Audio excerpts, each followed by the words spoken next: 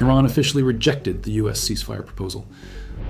The dollar has lost over 97% of its purchasing power since the Federal Reserve was created. Gold is now at about $1,480. What could be next? Subscribe and hit the notification bell so you are first in line when that next video drops.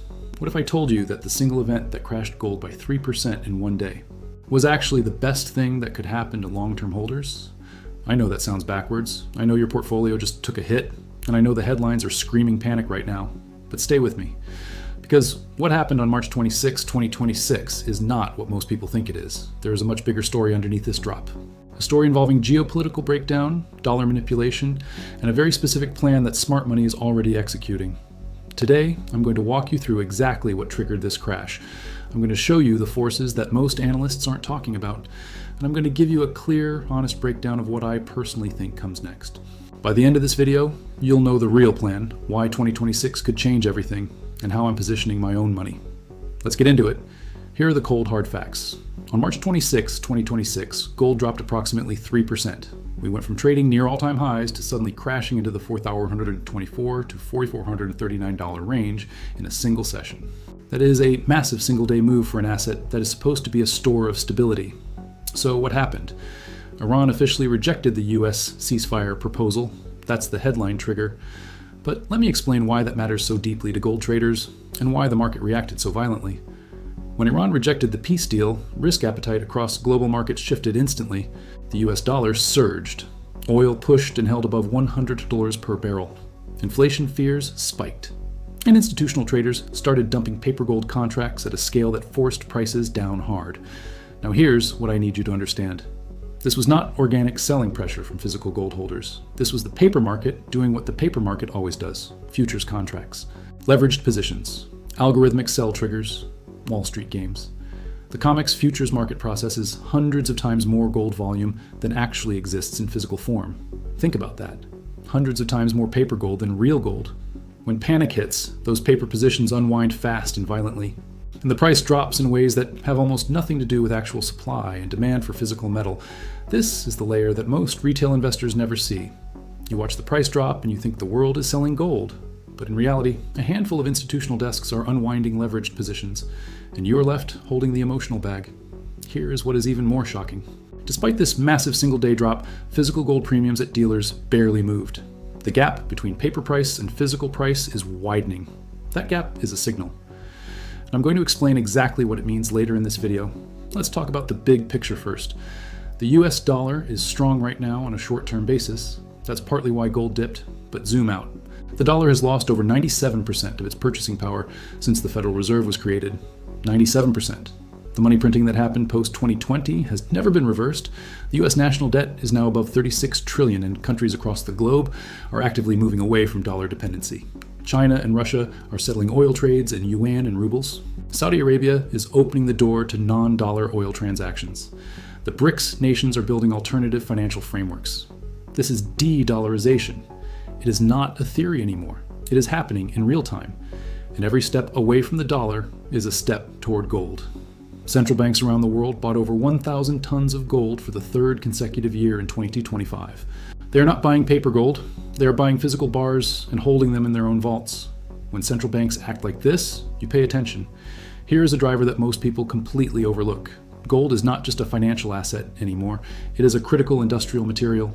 Advanced electronics, semiconductors, space technology, medical devices, AI hardware components. All of these sectors are consuming gold at record levels. Global AI infrastructure build-out alone is creating demand for gold in chip manufacturing that did not exist 5 years ago. Industrial demand for gold is projected to rise 18% through 2027. That demand does not care about geopolitics. It does not care about Iran or ceasefire deals. It runs 24 hours a day. And it is quietly absorbing physical supply regardless of what the paper market does on any given day. Now let's talk about the supply side. Global gold mining output has been flat to declining for years. Major new discoveries are rare.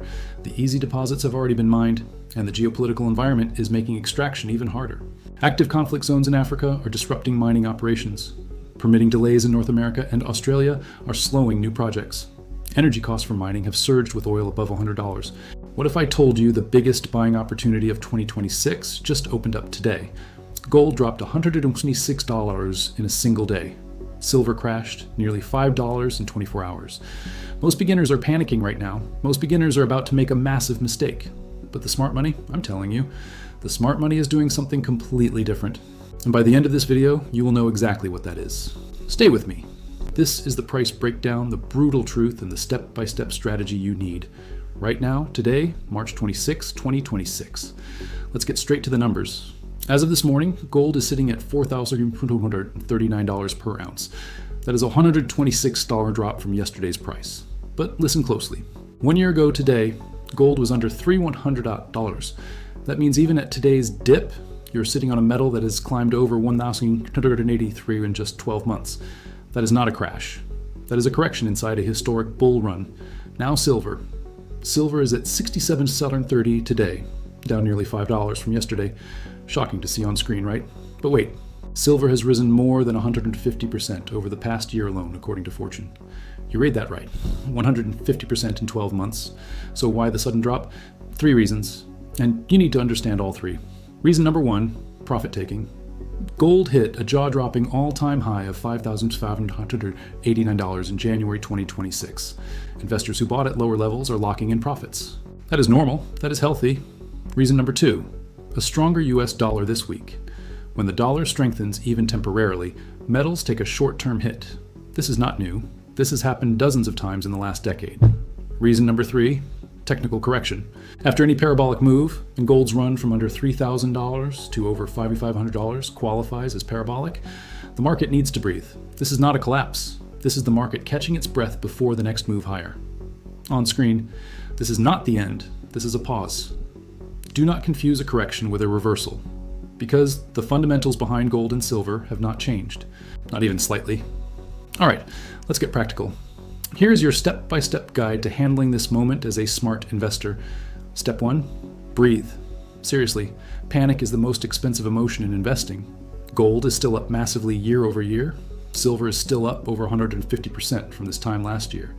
A $126 single-day dip on gold does not erase $383 of annual gains. Step 2, understand what dip buying actually means. Dip buying does not mean throwing your entire savings in at once. Dip buying means using a portion of your pre-planned allocation to add to your position at a lower price. The key word is pre-planned. Always decide your allocation before you see a price move. Never react emotionally. Step 3, compare today's price to the all-time high. Gold hit $5,589 in January 2026. Today, it is at $4,430. That is roughly 20% below the recent peak. Silver hit 121.67 at its highest point. Today, it is at $60.30. That is over 44% below the silver peak, according to data from JP Morgan's latest Asia Pacific Macro Conference. Silver, right now, offers more upside potential on a percentage basis than gold. That matters for your portfolio decision. Step 4, look at what the professionals are doing, not what they are saying on TV, what they are actually doing with their money. I will get to that in a moment, because what I found will shock you. Step 5, decide physical versus ETF. Physical gold and silver coins or bars give you direct ownership, no counterparty risk, no broker dependency. ETFs give you easier liquidity and simpler rebalancing. For beginners, start with a small position in a reputable gold ETF like GLD or IAU, then consider adding physical when you have built more knowledge. For intermediate investors, consider splitting 60% physical, 40% ETF. The bottom line for step 5 is simple: do something. Because doing nothing while prices are lower than they were 2 months ago is also a decision. And historically, that decision has cost people real money. Now let's talk about what is coming for the rest of 2026. Because this is where it gets unthinkable. JP Morgan, the largest bank in the United States, has set a gold price target of $6,300 per ounce by the end of 2026. That is a 42% increase from today's price of $4,139. Let me say that again. $6,300 gold by the end of this year. And that is their base case. Their upside scenario, $8,000 to $8,500 per ounce if household gold allocations rise modestly from 3% to 4.6% of assets. JP Morgan's head of base and precious metal strategy, Gregory Shearer, said this at the bank's 2026 Asia Pacific Macro Conference just recently, calling this the beginning of a potential new commodities supercycle. But JP Morgan is not alone.